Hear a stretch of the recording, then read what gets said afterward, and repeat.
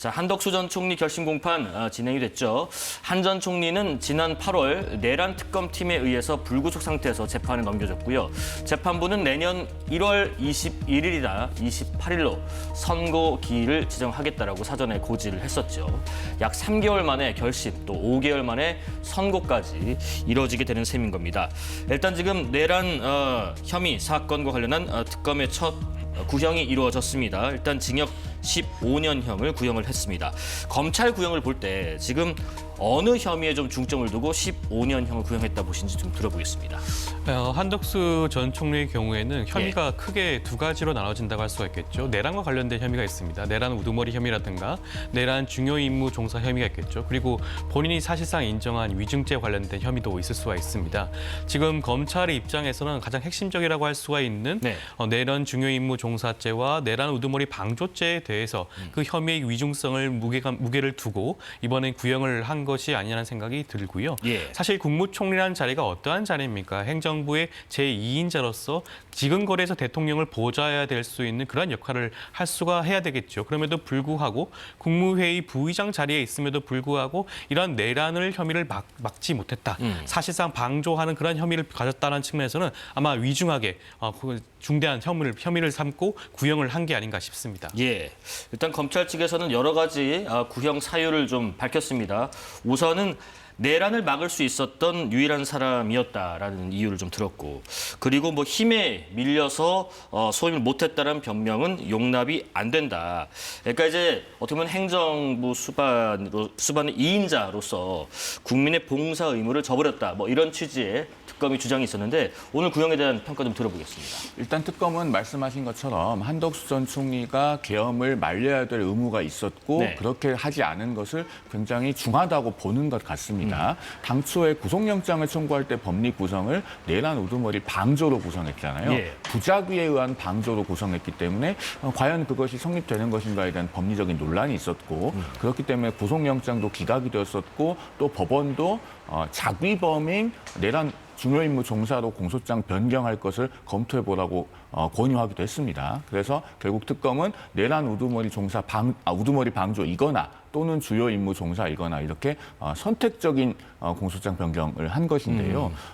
이번에 구형을 하면서 징역 15년을 한 것은 사실상 우두머리 방조에 가까운 그런 입장을 특검은 여전히 유지하고 있는 것으로 보입니다. 결국에는 국무총리로서 위헌 위법한 계엄이 선포되지 않도록 가장 지근거리에서 막았어야 되는데 그것을 다 하지 않았으니 중한형으로 되어야 하는 것이 아니냐라고 하는 관점으로 보이는데 다만 이 계엄에 관해서는 직접적으로 군대를 일으킨 3사령관들이라든가 또는 계엄에 관한 계획들을 여러 가지 실행을 주도한 김용현 전 국방장관이라든가 이런 인물들보다 과연 한덕수 전 총리의 관여 정도와 비난 가능성이 더 높다고 볼 것인가 이 부분에 대해서는 앞으로 법원의 판단을 지켜볼 대목이 상당히 열려 있다고 보여집니다. 특검과 변호인단이 오늘 재판에서는 각각 2시간씩 이제 얘기를 했고 지금도 한덕수 전 총리 변호인 측에서 최종 변론을 하는 것으로 좀 전해졌고요. 뭐 한덕수 전 총리는 이제 5분 내외로 마지막 최후 진술을 할 예정인데 아직 들어오진 않았습니다.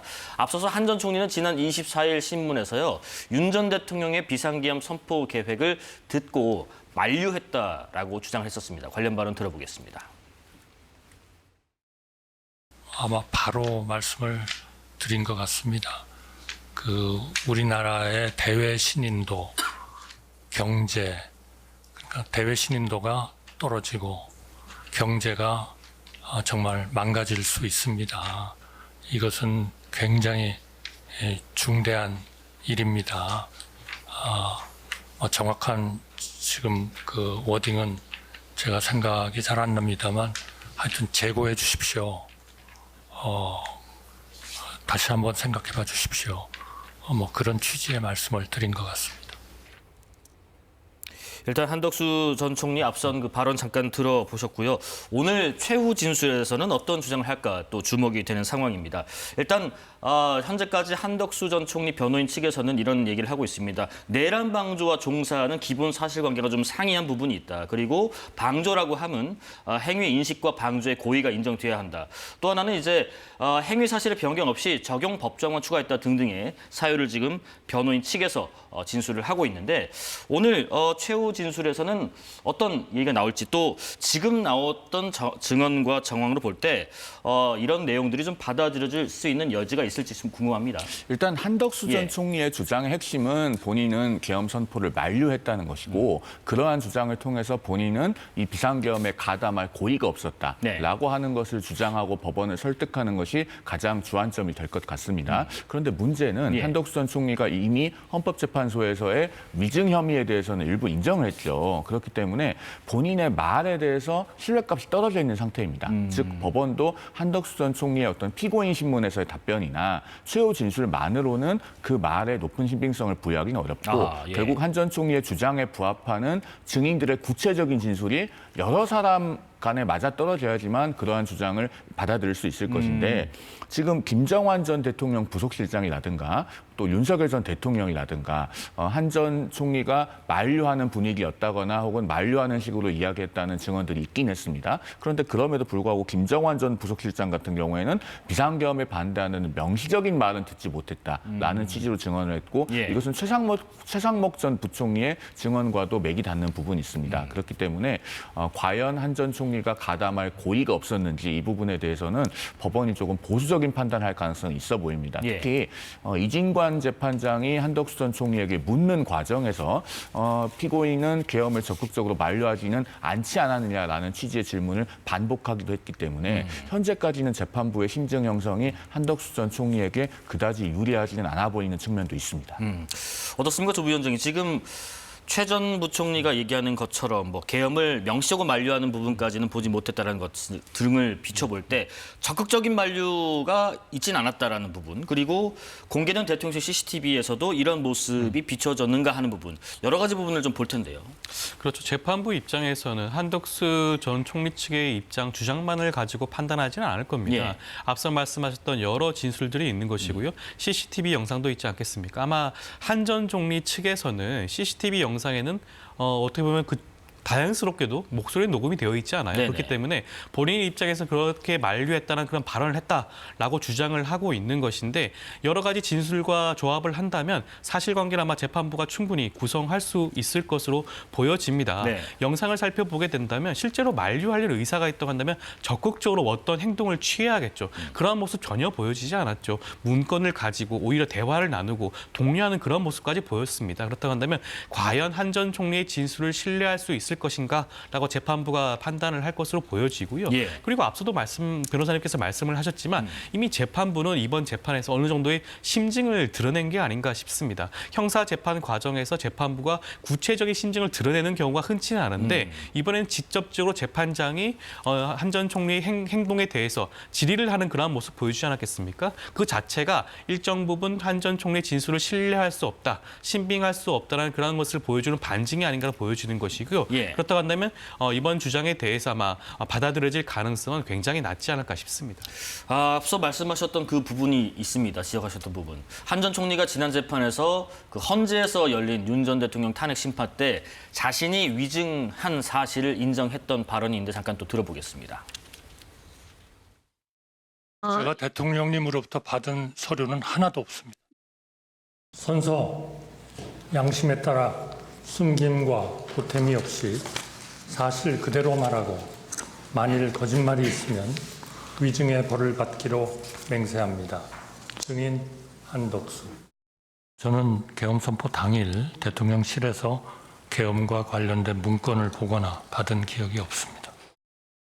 피고인은 대통령실로부터 받아온 문건을 파쇄한 것이 적절하지 않다고 생각하여 대통령실로부터 문건을 받은 사실이 없다는 취지로 위증하였다라고 진술을 하였는데 맞습니까? 네, 제가 헌재에서 위증을 했습니다. 그렇다면은 이 내용을 종합해 보면 그러니까 위증은 했지만 계엄은 만료했다. 지금 이런 논리인 건가요? 그러니까 한 전 총리의 말에 대해서 예. 높은 신빙성을 법원이 부여하기가 어려운 겁니다. 그러니까 사실은 본인이 비상계엄에 가담할 의사가 없었고 또 적극적으로 만류했다면 예. 그 이후의 거동들도 그것에 부합해야지 자연스럽죠. 그런데 사후 계엄 선포문을 작성하는 데 관여를 했고 또 그것을 파기하는 데에도 지금 관여한 혐의를 받고 있습니다. 그리고 더 나아가서는 헌법재판소에서는 계엄 당일에 있었던 상황에 대해서 사실대로 진술하지 않은 것이죠. 이것은 시기적으로 12.3 비상계엄으로부터 그렇게 오래 떨어진 시점이 아니기 때문에 기억을 하지 못했다고 보기도 매우 어렵습니다. 결국에는 본인이 인정하는 상황에까지 이르지 않았습니까? 그렇다면은 법원이 봤을 때는 처음부터 이 비상계엄을 만류할 생각이 있었다기보다는 적어도 수동적으로나마 동조한 것이 아닌가라고 하는 의구심을 갖기에는 충분한 대목까지 와 있다고 볼 수 있습니다. 물론 예. 형사재판에서는 엄격한 증명이 필요하기 때문에 현재까지 현출된 증언과 증거만으로 과연 법원이 이것을 유죄로 판단할 것인지 이 자리에서 전적으로 예단하기는 어렵습니다. 법원의 판단을 지켜봐야겠습니다만은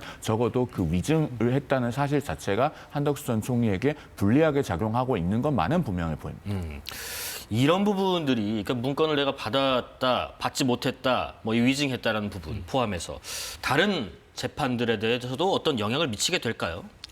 일단 그 한덕수 전 총리 입장에서는 인정할 수 있는 부분만 인정을 했다고 봐야겠죠. 예. 위증죄의 경우에는 이미 물적 증거가 나오지 않았습니까? CCTV 영상으로 확인이 되었으니 이 부분에 대해서는 인정을 하고 네. 구체적인 사실관계가 확인이 좀 용이하지 않은 내란 관련된 혐의에 대해서는 부인하는 전략을 취한 것으로 보여지는데 저는 그 전략 자체가 패착이 아닌가 싶습니다. 예. 차라리 이러한 전략을 처음부터 구사를 했다고 한다면 위증 자체를 하면 안 되었겠죠. 위증하지 말고 그 당시에 이런 문건을 받았지만 저는 여기에 대해서 반대했다라든가 처음부터 그러한 입장을 취했다고 한다면 본인의 재판에 대해서는 어느 정도 영향을 미쳤을 수도 있을 겁니다.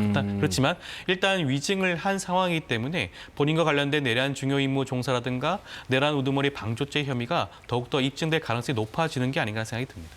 그러니까 내가 이 문건을 뭐 보기는 봤었지만은 그럼에도 불구하고 나는 다시 한번 생각해봐달라라는 제보를 했었다라고 얘기했다면 또 사뭇 달라졌을 텐데 그렇지 못하다라는 말씀하신 것 같아요.